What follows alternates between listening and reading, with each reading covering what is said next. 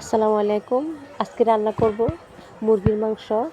অল্প মশলা দিয়ে কিভাবে মুরগির মাংস রান্না করব তা আজকে দেখবেন। হঠাৎ করে মুরগি নিয়ে আসছে রান্না করার জন্য, তাই মুরগির মাংসগুলোকে ছোট করে কেটে পরিষ্কার করে নিয়েছি। দেখতে পাচ্ছেন পিসগুলো কতটুকু ছোট।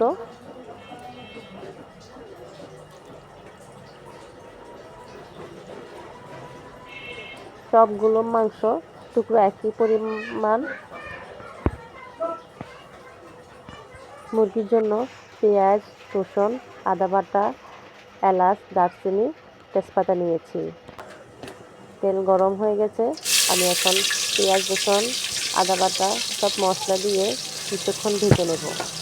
ভালো করে ভাজতে হবে যেন পেঁয়াজ রসুনগুলো নরম হয়ে যায়। কিছুক্ষণ তেলে ভেজে নেব।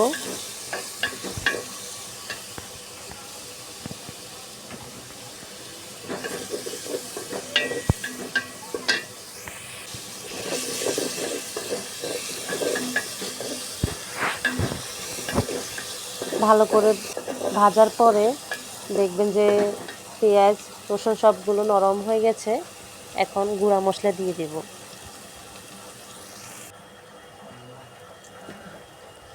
আমি বেশি মশলা ব্যবহার করব না।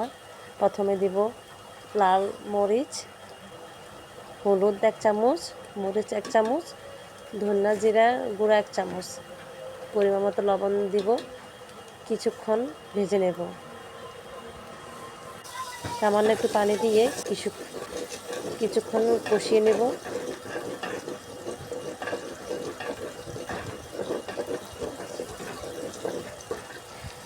আমার মশলা কষানো হয়ে গেছে, দেখতে পাচ্ছেন তেল উঠে গেছে উপরে। মাংস সবগুলো দিয়ে কিছুক্ষণ নেড়ে নেব।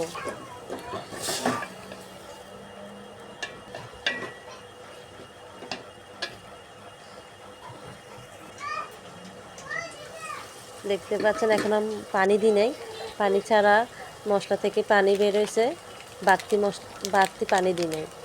হাতের কাছে যদি রাঁধুনি মাংসের মশলা থাকে দিতে পারেন টেস্ট বাড়ার জন্য।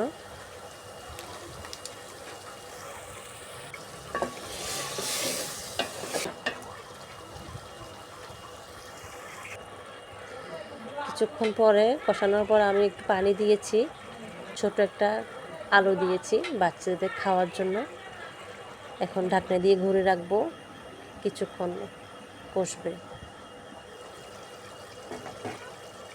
পানির পরিমাণ অল্প দিয়েছি, অল্প অল্প পানিতে কষানো হবে মাংসগুলো। আবার ঢাকনা দিয়ে ঘুরে রেখেছি। নামানোর আগে রাঁধুনি গরম মশলা দিয়ে কিছুক্ষণ রাখবো। আমার মাংস প্রায় রান্না করা শেষ।